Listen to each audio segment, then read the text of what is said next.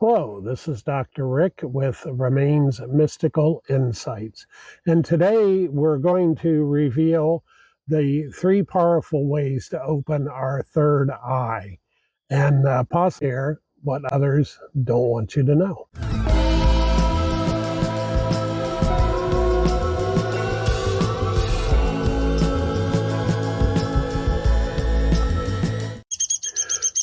The pineal gland, often referred to as the third eye, is located in the basically center of the forehead.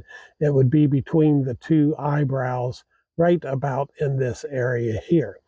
And what it is, it's the pineal gland, and that is where our intuition comes from. It also creates higher awareness and spiritual vision. It goes a long ways back to the practice of Hinduism. The Egyptians had their theories about it.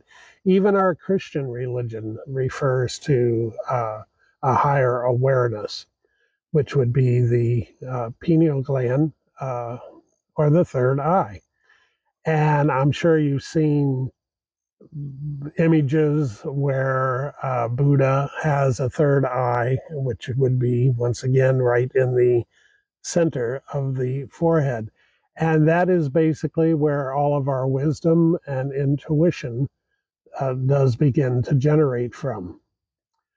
Now, remember that what I'm explaining here and telling you is strictly for educational and spiritual values. I'm not advising you on any legal matters, any health matters, anything like that. If you feel that you need medical attention, then go see a doctor.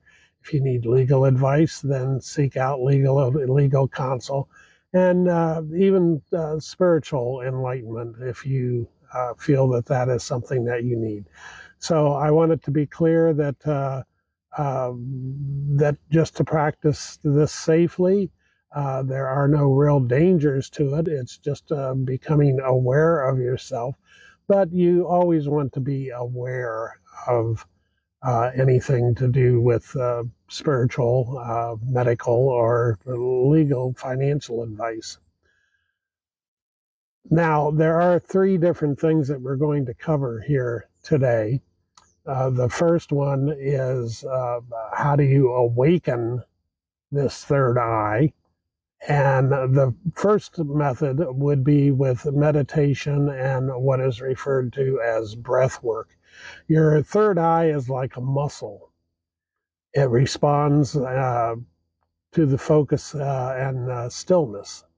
So we want to be able to develop meditative techniques, possibly even using hypnosis to turn inward and become aware of our inner selves.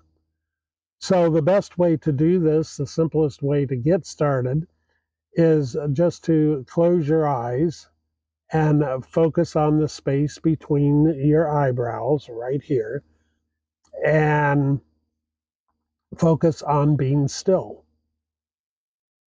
The breath work comes in your breathing. You want to develop a rhythmic breathing. You want to breathe in and breathe out. And you don't have to strain yourself to do this or hold your breath until you can't hold it any longer. Just develop a normal breathing pattern so that you're not feeling rushed at all. You want to be able to take your time. Often trying too hard just causes things to not happen. I've had people tell me, well, I can't concentrate. Well, everybody can concentrate. It's just a matter of the difficulty in being able to relax and to develop that stillness. And once again, you just want to close your eyes and focus your attention on that third center eye, the pineal gland, and turn inward. Develop a rhythmic breathing pattern. And as you do that, Just turn inward and let thoughts come to you. It's not difficult, but it does take some practice to do. People want to rush things, particularly in this day and age, and they want everything to be instant. And you don't have to spend a lot of time doing this. You can spend as little as 7 to 10 minutes a day, uh, just developing your inwardness. And this will eventually awaken that pineal gland, that third eye, to where you can concentrate and feel fully aware. But the biggest thing is to be able to relax and just focus on that. Now, the second thing that I want to talk about is about diet. Now, I'm not talking about going on a diet where you are losing weight. I'm talking about a diet that will detox you and get a lot of the negative elements that are inside of your body out. And you can do that simply by proper eating, vegetables. It's all common sense things that you've heard a million times. So I'm not going to focus a whole lot on that. But you need to also drink a lot of purified water. That will also detox and cleanse you. And once again, this is not medical advice. So don't take it as medical advice. If you're having medical problems, see a medical doctor.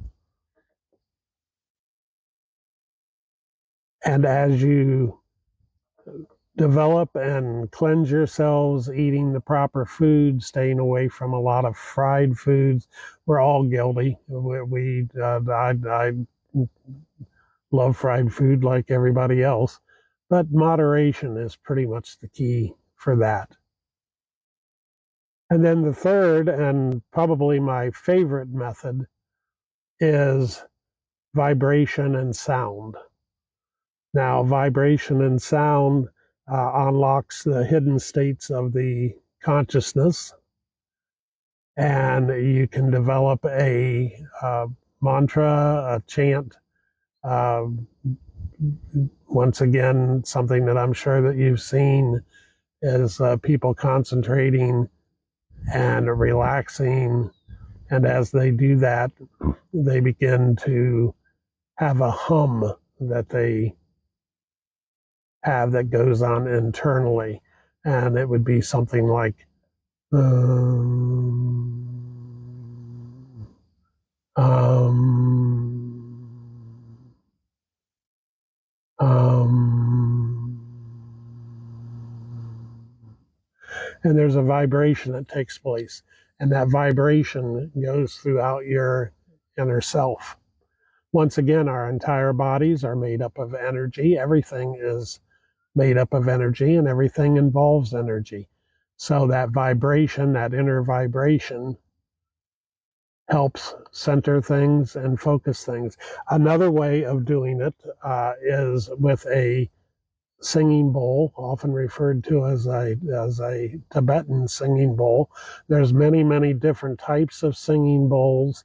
They have different sounds to them, and they take a little bit of practice to develop the sound on those, but it's fun to do, and it also centers energy all about you, inside of you, and works with you.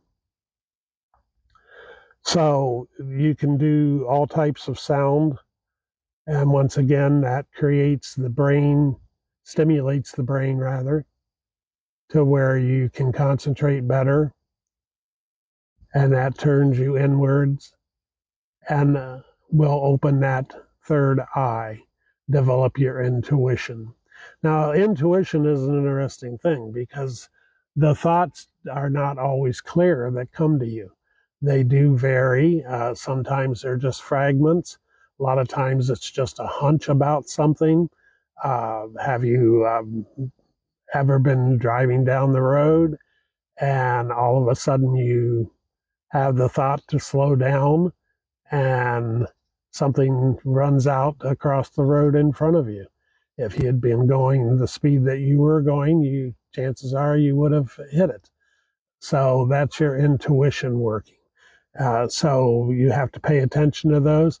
I suggest that possibly even getting a notebook and jotting down when you have intuitive thoughts, and then going back and seeing what those thoughts are, and how many of them come into play while you're working. So those are the three ways to get started opening your third eye. Now, I did tell you that I would tell you that there are some people that perhaps don't want you to have this information. They don't want you to open your third eye. And there are groups of people, there are movements that would rather keep you in the dark and not have you have any insight. They want to be able to basically force their thoughts upon you and their way of thinking. We don't think for ourselves. We let other people think for us, politically, spiritually, just our thinking process in general. So you want to be able to develop this so that you can think clearly and have your own insights and your own thoughts.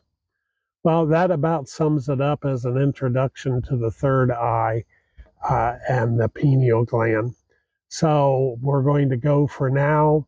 Watch for our next video, which will be coming up very, very shortly. And until then, may you have wealth, health, and inner peace.